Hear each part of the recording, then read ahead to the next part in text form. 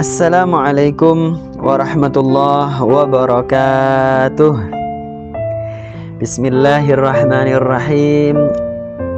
Alhamdulillahi rabbil alamin. Alhamdulillahis salamil mu'min. Alhamdulillahil qawiyyil matin. Alhamdulillahil karimil muhaimin. Allahumma salli wa sallim wa barik ala nabiyyina wa maulana Muhammadin wa ala alihi wa sahbihi ajma'in. Alhamdulillah, jamaah semuanya, hadirin, hadirat, member Majelis Kajian Islam rahimani wa rahimakumullah.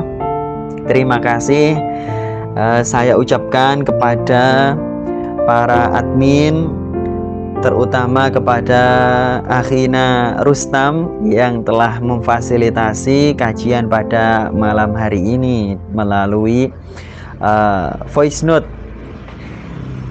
Sekendati kajian kita hanya melalui voice note, kiranya tidak mengurangi faidah ilmu yang akan kita ambil. Hadirin sekalian, ma'asyiral viewers wa subscribers rahimani wa rahimakumullah. Malam hari ini sesuai tema yang disampaikan, diminta oleh akhina Rustam, insyaallah tentang temanya adalah milenial elit beretika tidak sulit. Masya Allah, ini bahasa-bahasa gaul zaman sekarang ya. Intinya adalah bahwa kita sebagai milenial adalah berkewajiban untuk berusaha, berakhlak atau beretika yang mulia. Ya. Jadi kewajiban kita adalah berusaha. Soal penilaiannya oleh Allah nanti, apakah akhlak mulia kita ini diridhoi oleh Allah atau tidak, itu adalah nanti di akhirat. Tugas kita di dunia hanyalah berusaha saja. Sebab apa? Karena amaliyah kita di dalam beretika, di dalam berakhlak, di dalam bermoral itu tidak hanya terkait dengan nas-nas Al-Quran maupun hadis ya, tapi juga terkait dengan situasi sosial, terkait dengan nilai-nilai yang dianut oleh masyarakat di suatu tempat ya. Jadi ya memang sangat kompleks begitu ya. Bisa juga terkait dengan hukum-hukum positif, jadi hukum-hukum yang berlaku di suatu daerah. Hukum duniawi tentunya ya. Ini terkait dengan itu, juga terkait dengan situasi ya, situasi yang terjadi pada saat kita beretika itu. Nah, jadi sangat kompleks kaitannya. Maka karena itulah nilai dari moral kita itu tidak semata-mata penilaian dari manusia juga ya, tapi penilaian dari Allah. Dan Allah menilai etika kita juga terkait dengan bagaimana penerimaan manusia terhadap etika kita. Sehingga perpaduan dua hal inilah yang nanti kemudian akan dihisab oleh Allah Subhanahu wa Ta'ala. Nah, sehingga kenapa saya katakan tadi, Pak Brili katakan, tugas manusia, kewajibannya adalah berusaha untuk beretika ya. Karena memang etika itu tidak sulit. Etika itu tidak sulit.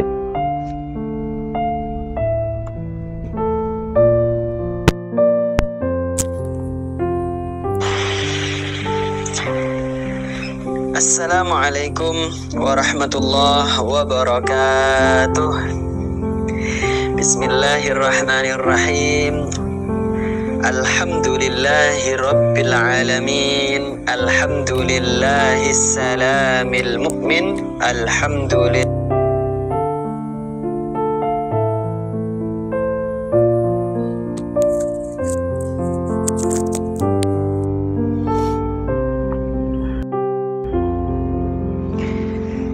Ma'asyiral viewers wa subscribers rahimani wa rahimakumullah. Nah, bagaimana sebetulnya rambu-rambu umat Islam di dalam beretika. Ya, ada rambu-rambunya supaya tidak terlalu global. Jadi mungkin dari penjelasan Pak Brili tadi ada member yang masih susah memahami. Nah, kiranya kajian kita pada malam hari ini adalah fokus kepada kajian kitab. Kenapa Pak Brili memilih kajian kitab? Tidak hanya obrolan ringan, ya, agar apa, member memiliki kenangan yang indah, ya, pernah mengaji kitab kepada Pak Brili. Ya, ini jadi Pak Brili persilahkan kepada member yang memang merasa mendapatkan faedah ilmu dari kajian malam hari ini untuk mencatat nama Pak Brili sebagai salah satu guru. Ya, jadi teman-teman, adik-adik, silahkan membuat biografinya masing-masing, nama, pengalaman hidup dan sebagainya, dan cantumkan nama Pak Brili sebagai salah satu guru agama teman-teman semuanya. Kenapa begitu? Supaya teman-teman punya sanad, ya, belajarnya itu kepada siapa. Nah, baik, saya langsung mulai. Pak Brili terbiasa mengaji kitab itu adalah kitab Faidul Qadir Syarh Al-Jami'is Shaghir. Apa itu kitabnya? Silahkan dicari di YouTube-nya Pak Brili, banyak, dan itu memang sudah serialnya Pak Brili. Maka di sini Pak Brili pilih itu kajian kitabnya, dan ini terkait dengan tema yang sedang kita bahas. Bismillahirrahmanirrahim. Hadisnya ini hadis an Abi Hurairah radhiyallahu anhu, dan Imam Suyuti tidak menuliskan derajat hadisnya.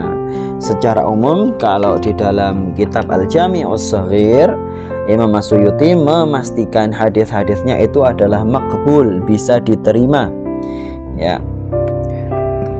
Hadisnya an Abi Hurairah radhiyallahu anhu, qala Rasulullah sallallahu alaihi wasallam, ittaqil maharima takun a'badan nas warda bima qasama Allahu laka takun aghnan nas wa ahsin ila jarika takun mu'minan wa hibba lin nasi ma tuhibbu li nafsik takun musliman wa la tukthirid dhahika fa inna kathratad dhahiki tumitul qalba. Rawahu Hamim Al-Imam Ahmad fi musnadihi, kemudian rawahu yaitu Al-Imam At-Tirmidzi, kemudian ba itu yaitu saya lupa kodenya Imam Suyuti untuk huruf ba itu apa ya.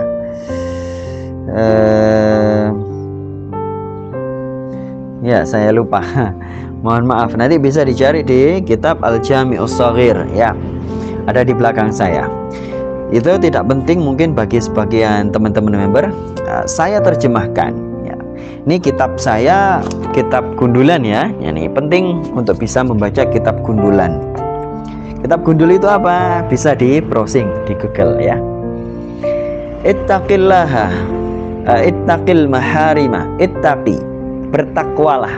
Nah, kalau konteksnya itu adalah sesuatu yang buruk, ya, maka kalau dikatakan oleh Nabi atau oleh Allah ittaqil maharima, ittaqi sesuatu, maka maknanya adalah takutlah atau jauhilah. Ittaqil maharima, jauhilah hal-hal yang haram, takun a'badan nas, maka kamu akan menjadi manusia yang paling soleh, paling banyak ibadahnya, nilainya, ya. Nah, ini sementara teman-teman catat dulu terjemahannya. Tuh Pak Brili apa di Google nggak ada, ya silahkan dicari.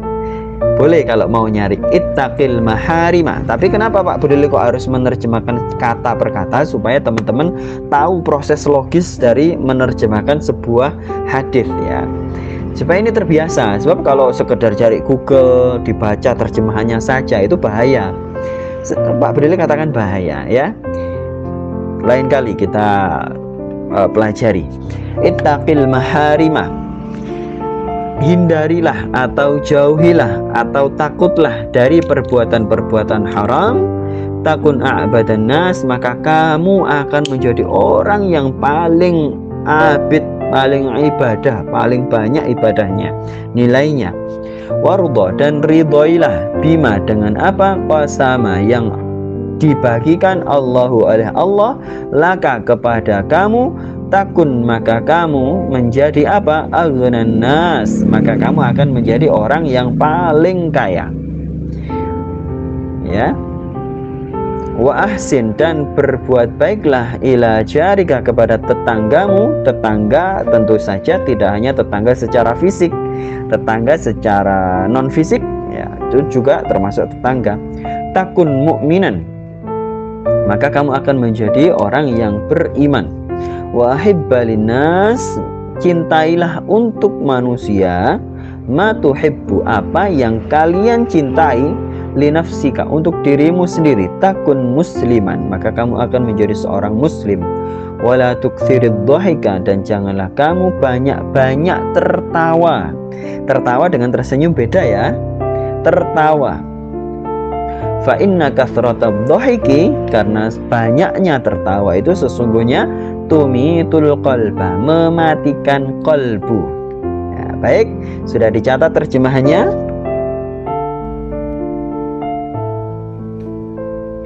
Gak kebanteran suara aku deh ya, cukupan ya. Buat nih, nelpon Hamen tuh? Enggak tuh, enggak nelpon ke sini juga.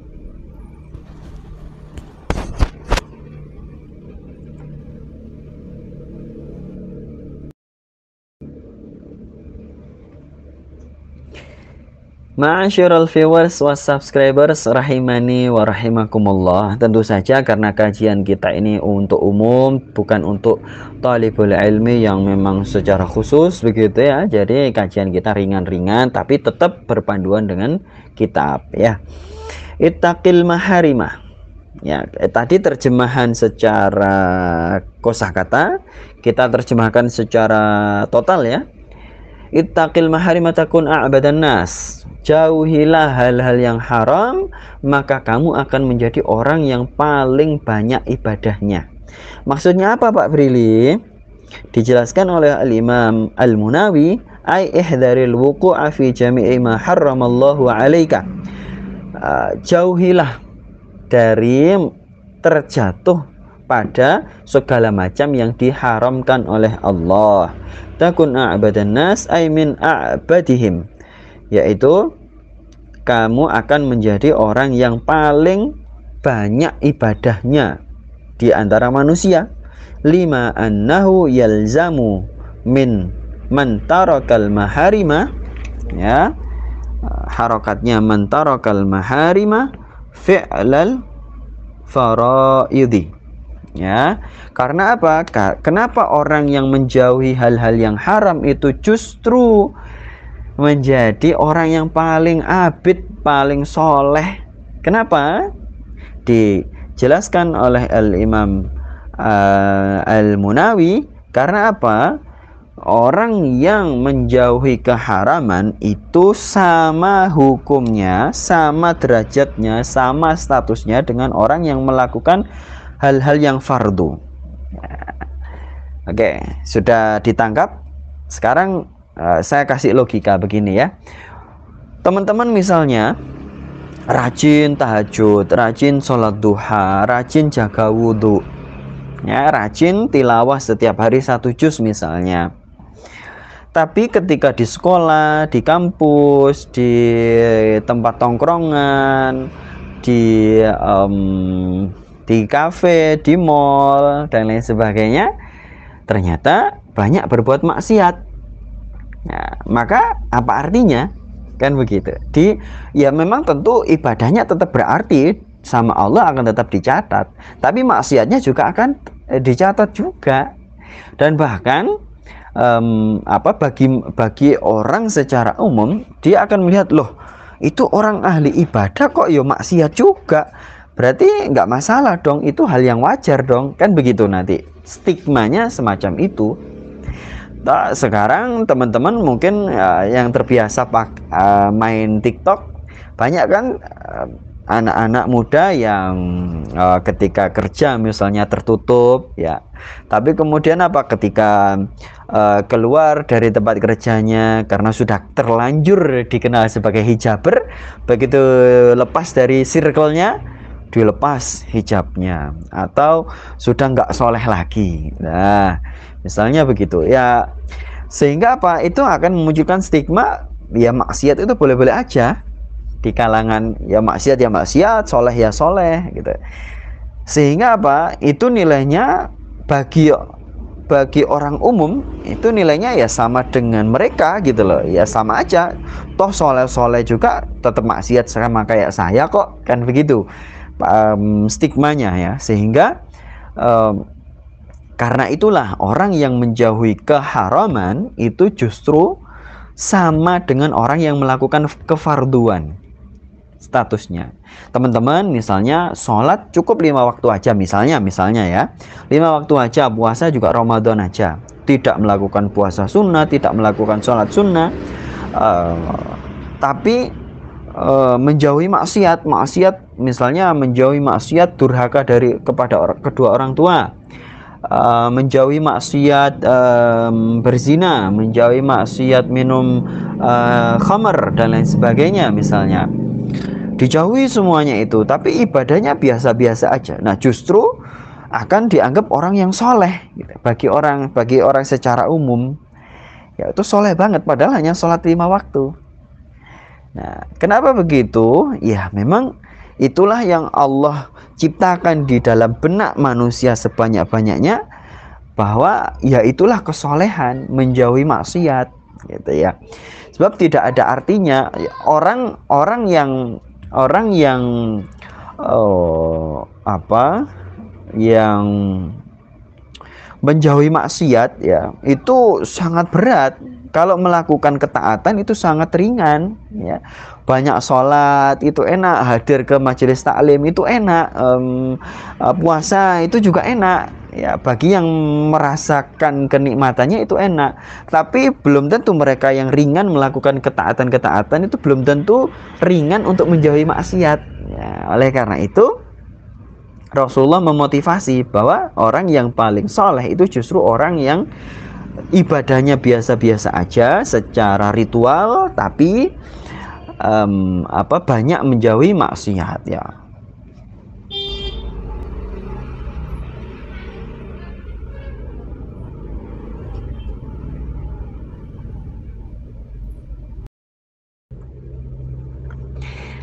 Ma'asyiral viewers wa subscribers rahimani wa rahimakumullah. Bisa dipahami penjelasan Pak Brili? Selanjutnya ya, warda bima qasamallahu laka takun aghnan nas ya. Jadi tadi tema kita adalah bagaimana menjadi milenial itu adalah ringan untuk beretika ya. Tema kita milenial elit, beretika tidak sulit ya. Biasanya kalau bacanya tidak sulit. Nah, maka etika yang paling utama dari seorang milenial itu adalah apa? Menjauhi maksiat ya. Nah, maka disebutkan di dalam hadis sab'atun yudhilluhumullah yauma la dhilla illa dhillu. Itu salah satunya adalah apa? Syabun nasya'a fi ibadatillahi ya, pemuda milenial yang menghabiskan masa mudanya untuk beribadah kepada Allah. Itu adalah orang yang dinaungi oleh Allah nanti di akhirat ketika tidak ada naungan selain naungannya Allah ya. Maksudnya apa ya? Karena ya orang yang dapat naungan itu kan orang yang keren deh. Maksudnya naungan itu apa? Naungan itu yang menutupi kita. Coba bayangkan kalau teman-teman ya, ini dalam stereotip anak-anak muda ya. Teman-teman kalau jalan di sekolah misalnya, terus dipayungi sama kawan-kawan yang lain gitu, perasaannya gimana? Keren gitu kan ya, dilihat orang banyak gitu, oh keren gitu, orang elit gitu. Ya itulah nanti di akhirat Allah kasih naungan itu dalam rangka apa? Memuliakan. Nah, siapa salah satunya adalah pemuda yang menghabiskan masa mudanya untuk beribadah kepada Allah. Nah, ibadah terbaik itu adalah menjauhi maksiat. Ya, jangan berpikir ibadah terbaik itu sholat saja, puasa sunnah saja, baca Quran saja, wirid saja. Tidak hanya itu ya. Menjauhi maksiat itu justru adalah ibadah yang utama. Kemudian etika yang kedua bagi milenial sebagaimana di hadis yang kita pelajari ini adalah apa? Ridho dengan apa yang Allah bagikan. Ya, maka kamu akan menjadi orang yang kaya. Ridho dengan apa yang Allah bagikan. Ini adalah kalimat yang umum, yang universal. Apa yang Allah bagikan banyak sekali. Apa itu ya? Apa yang kita alami itu semuanya adalah yang Allah berikan, baik yang enak maupun tidak enak. Sekali lagi, apa saja yang Allah berikan, enak atau tidak enak, bentuknya itu fisik atau abstrak, itu adalah pemberian dari Allah. Ya, teman-teman dikasih fisik yang apa itu good looking misalnya, itu adalah pemberian Allah, disyukuri. Kalau teman-teman punya dikaruniai Allah bad looking istilahnya, itu tetap disyukuri apa adanya gitu, ya kan ya. Kalau guruyonannya anak-anak muda TikTok itu biasanya kan gitu, aku nggak mandang fisik kok, aku cuman cari yang yang hatinya baik gitu ya. Meskipun itu agak bullshit, tapi ya itu artinya moral terbaik anak muda kan di situ, tidak memandang fisik. Ya, itulah yang sebetulnya diinginkan oleh Islam. Maka di hadis di kitab Sahih Muslim, innallaha la yanzuru ila suwarikum wala ila ajsamikum walakinnallaha yanzuru ila qulubikum wa a'malikum. Sesungguhnya Allah tidak melihat kepada penampilan kalian, wa ajsamikum, dan Allah juga tidak melihat kepada fisik kalian. Walakinnallah, tapi hadis ini bukan berarti anjuran untuk memiliki fisik yang jelek loh ya, atau penampilan yang tidak enak di pada mata. Ini bukan hadis maknanya begitu, bukan.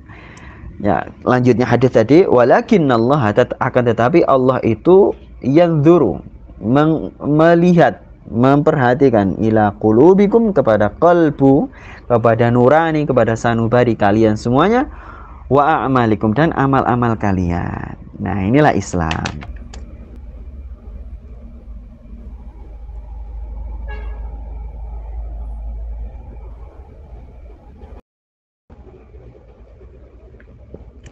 Baik, ma'asyiral viewers wa subscribers rahimani wa rahimakumullah.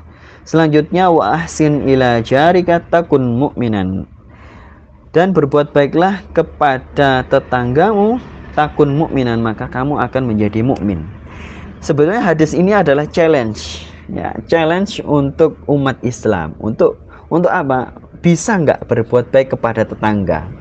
Susah loh berbuat baik kepada tetangga itu. Zaman sekarang apalagi orang lebih suka berbuat baik kepada orang yang jauh atau orang yang saling menguntungkan, orang yang satu frekuensi, satu circle, itu enak gitu. Tapi dengan tetangga belum tentu mudah. Kadang tetangga itu diuji oleh Allah dengan hasad, dengan baghdha, saling benci, dengan adawah, permusuhan, dengan adu domba. Ya, adu domba itu bahasa Arabnya namimah. Ya, itulah ujiannya hidup bertetangga. Ya, maka dari itu Rasulullah men-challenge umat Islam, bisa nggak berbuat baik kepada tetangga, sehingga apa? Akan menjadi takun mukminan. Nah, dijelaskan oleh takun mukminan artinya kamu akan menjadi orang yang mukmin. Dijelaskan oleh Imam Al-Munawi, takun mukminan itu maksudnya kamilul iman. Takun mukminan kamilal iman, ya. Karena tadi ini adalah keterangan ya. Jadi ai kamilal imani fa idza lam taqdir 'alal ihsani ilaihi fakuffa an adahu. Kalau memang kamu tidak bisa berbuat baik, ini syarah loh ya, bukan teks hadisnya. Kalau kamu tidak bisa berbuat baik kepada tetangga, maka fakuffa mana tadi, fakuffa an adahu, maka cegahlah dirimu dari berbuat buruk kepada tetangga ya. Kalau nggak bisa berbuat baik, jangan berbuat buruk, simple ya. Itu sudah menjadi adagium umum ya di masyarakat kita. Di TikTok juga begitu, banyak kok saya lihat bikin apa itu VT, kalau nggak bisa nolongin ya jangan bikin rusuh gitu. Itu sama maknanya dengan fakufa an adahu ya. Baik, selanjutnya wa ahibba linnasi ma tuhibbu li nafsika takun musliman. Kalau kamu pengen menjadi muslim yang sempurna, tadi dijelaskan takun musliman ay kamilal islami. Orang yang sempurna Islamnya itu siapa? Orang yang menginginkan untuk orang lain apa yang dia inginkan untuk dirinya sendiri. Nah, apa yang maksudnya gini, kalau teman-teman pernah dengar kata pepatah begini atau sering diajari, kalau nggak mau dicubit jangan nyubit. Pernah? Nah, maknanya sama dengan hadis ini. Kamu pengen kamu dihormati, maka hormati orang lain. Kamu pengen ditolong, tolong orang lain. Ya, karena kamu pengen dapat pertolongan, ya kamu harus pengen orang lain juga dapat pertolongan. Nah, buktikan itu dengan menolong. Kamu pengen dapat pinjaman utang, ya kamu harus rela untuk memberikan utang. Ya, lah memang berat ini ya. Pak Brili sendiri juga ya belum terbiasa untuk itu. Ya.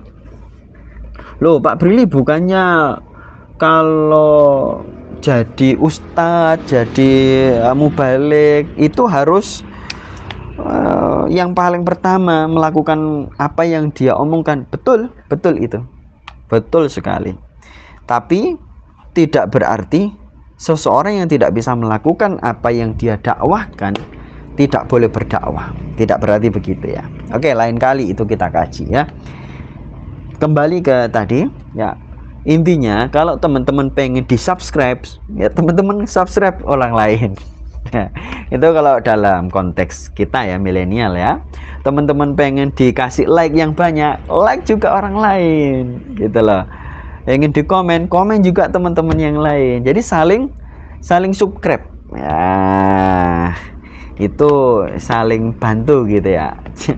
Ya, itu bahasa milenial aja ya, bukan berarti prakteknya hanya terbatas pada itu. Baik, yang terakhir, wala tuksirid dhahika fa inna kasratad dhahiki tumitul qalbah.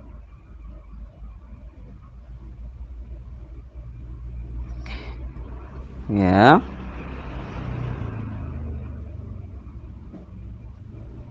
Ya, apa yang jadi tidak boleh banyak tertawa. Karena banyak tertawa itu mematikan kolbu. Apa maksudnya Pak Brili?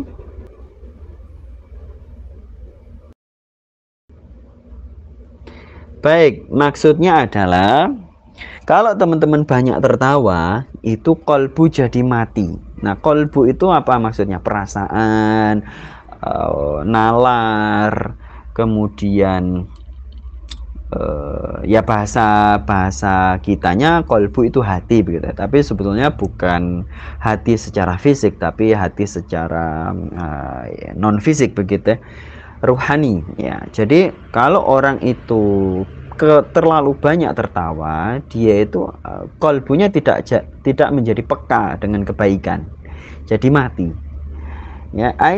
Tasiruhu maghmuran fi dzulumati bimanzilatil mayyitil ladzi la yanfa'u nafsahu binafi'atin wa la yadfa'u anha syai'an min makruhin. La yanfa'u nafsahu ya. Jadi karena kolbu itu kalau dipakai banyak tertawa, dia itu seperti diliputi dengan kegelapan. sebagaimana posisi mayit yang mana dia tidak bisa memberi manfaat kepada dirinya sendiri, ya namanya mayit tidak bisa bergerak gitu ya. Padahal qalbu itu adalah kuncinya aktivitas manusia secara fisik maupun ruhani ya. Dikatakan di dalam Sahih Bukhari ada hadis dari Rasul sallallahu alaihi wasallam, ala inna fil jasadi mudghatan idza saluhat saluhal jasadu kulluh wa idza fasadat fasadal jasadu kulluh ala wahyal qalbu. Nah, hadis ini perlu dihafal ya. Dan ya sebetulnya hampir wajib karena ini dasar ya. Apa maknanya Pak Brili? Tadi gimana? Ala inna fil jasad, ketahuilah ada di dalam tubuh manusia itu semuanya itu mudghah, satu kerat daging ya, mudghah. Idza saluhat, kalau daging itu baik, saluhal jasadu kullu, maka daging itu seluruh tubuh akan menjadi baik. Wa idza fasadat fasadal jasadu kullu, kalau satu daging manusia itu buruk, maka seluruh tubuh manusia akan buruk ya. Ala wahyal qalbu, ketahuilah satu kerat daging itu adalah qalbu. Nah, qalbu yang dimaksud oleh Rasul ini juga bisa bermakna fisik atau ruhani. Maksudnya apa? Qalbu itu sebenarnya dalam bahasa Arab itu adalah jantung ya. Kalau hati itu bahasa Arabnya kabid ya. Dan sebetulnya kalau hati manusia itu rusak, belum tentu seluruh tubuhnya rusak. Jantungnya masih bisa menjaga kestabilan tubuhnya, bisa jadi. Tapi kalau jantung itu sudah rusak, maka seluruh tubuh itu akan rusak mengikuti begitu ya. Tuh, itu yang terjadi. Nah, itu jantung secara fisik, qalbu secara fisik. Kalau qalbu secara ruhani, tadi Pak Brili sudah menjelaskan, yaitu nalar, sanubari, perasaan, terus apa namanya, ya ruhani secara umum ya, itu adalah qalbu. Nah, apa namanya? Nah, kalau banyak tertawa itu membuat qalbu menjadi mati ya. Teman-teman bisa rasakan kok itu. Teman-teman coba ya, sebenarnya nggak boleh mencoba, tapi diingat-ingat aja atau diamati orang lain ya. Tapi tidak berarti untuk menjudge ya. Amati atau renungkan yang pernah dialami teman-teman. 1 jam atau 2 jam nonton film komedi misalnya, atau talk show atau reality show yang mengocok perut itu kalau 1 jam 2 jam ketawa terus, itu biasanya menjadi orang yang malas ibadah, terus tidak punya al-furqan, tidak punya pembeda antara kebenaran dan kesalahan. Itu susah membedakan ya. Terus diajak kebaikan itu susah dan lain sebagainya. Itu adalah bukti bahwa memang kalau banyak tertawa itu mematikan qalbu ya. Sekali lagi, tertawa dengan tersenyum itu berbeda ya. Baik, tapi bukan berarti tertawa itu dilarang. Nggak. Rasulullah hanya melarang banyak tertawa. Kalau tertawa itu masih boleh ya, tertawa itu masih boleh ya. Ya, sebagaimana ada hadis di dalam kitab Ihya yang sering disampaikan oleh Gus Baha, inna min khiyari ummati qauman yadhakuna jahran min saati rahmatih. Ya, sesungguhnya termasuk di antara sebaik-baik kaumku, sebaik-baik umatku adalah kaum yang tertawa karena luasnya rahmat Allah. Maksudnya bagaimana? Lain kali kita kaji. Inti dari kajian kita pada malam hari ini adalah milenial elit itu beretika tidak sulit ya. Ya, beretikanya bagaimana Pak Brili? Tadi kita sudah mengkaji hadis. 1, tidak menjauhi maksiat. Yang kedua, ridho dengan apa saja yang Allah berikan. Termasuk Allah tidak memberi itu juga pemberian. Ya, itu nanti di kajian kitab hikam ada ya. Bagaimana itu? Mata mana'aka fa'a'taka wa mata a'taka fa mana'aka. Ya. Fahuwa ainul atoi. Ya. Kadang-kadang Allah itu ngasih, kadang-kadang Allah tidak ngasih. Nah, sesungguhnya pemberian ya. Allah tidak ngasih itu belum tentu bukan memberi ya. Justru itu adalah pemberian. Ya, lain kali kita kaji ya. Tadi satu, milenial elit itu etikanya tidak sulit apa? Yaitu menjauhi maksiat, ridho dengan apa yang Allah berikan. Yang ketiga itu berbuat baik kepada tetangga, artinya kepada semua manusia. Kemudian mencintai untuk orang lain apa yang memang dicintai untuk dirinya sendiri. Tidak ingin diberisiki oleh orang lain, ya jangan bikin keberisikan ya. Jangan pakai knalpot brong misalnya, karena nggak pengen kan tiba-tiba di telinga kita di blayer itu ya, digas yang kenceng pakai knalpot brong ya, maka jangan pakai knalpot brong tuh. Kemudian yang terakhir, yang kelima, yaitu apa? Jangan banyak tertawa.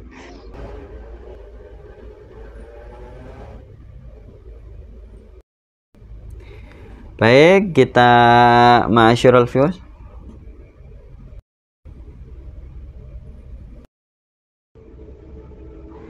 ma'asyiral viewers wa subscribers rahimani wa rahimakumullah, kiranya cukup sekian yang kita kaji, semoga bermanfaat. Kita baca bersama-sama hadisnya sambil dihafal 3 kali ya. Nanti kemudian kita sholawat, kita kemudian berdoa bersama-sama. Nanti soal tanya jawab saya serahkan kepada admin. Kalau tidak ada tanya jawab tidak masalah, bisa chat pribadi ke Pak Brili ya. Insyaallah dapat jawaban. Bismillahirrahmanirrahim. Ittaqil maharima takun a'badan nas warda bima qasamallahu laka takun aghnan nas wa ahsin ila jarika takun mu'minan wa ahibba linnasi ma tuhibbu li nafsik takun musliman wa la tuktsirid dhahika fa inna kathratad dhahiki tumitul qalba. Ittaqil maharima takun a'badan nas warda bima qasamallahu laka takun aghnan nas wa ahsin ila jarika takun mu'minan wa ahibba linnasi ma tuhibbu li nafsik takun musliman wa la tuktsirid dhahika fa inna kathratad dhahiki tumitul qalba. Ittaqil maharima takun a'badan nas warda bima qasamallahu laka takun aghnan nas wa ahsin ila jarika takun mu'minan wa ahibba linnasi ma tuhibbu li nafsik takun musliman wala tuktsirid dhahika fa inna kathratad dhahiki tumitul qalba. Ya Rabbi salli ala Muhammad, ya Rabbi salli alaihi wa sallim. Ya Rabbi salli ala Muhammad, ya Rabbi salli alaihi wa sallim. Ya Rabbi salli ala Muhammad, ya Rabbi salli alaihi wa sallim. Subhanallah walhamdulillah wa la ilaha illallah wallahu akbar.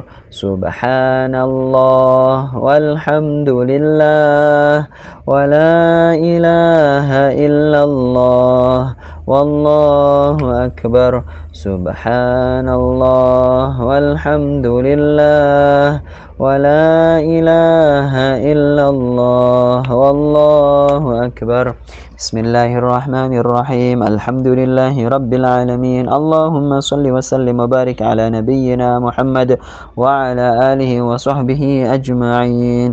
Allahumma inna nas'aluka bi kulli ismin huwa lak sammaita bihi nafsak aw anzaltahu fi kitabik aw 'allamtahu ila ahadin min khalqik الله أو استأثرت به في علم الغيب عندك.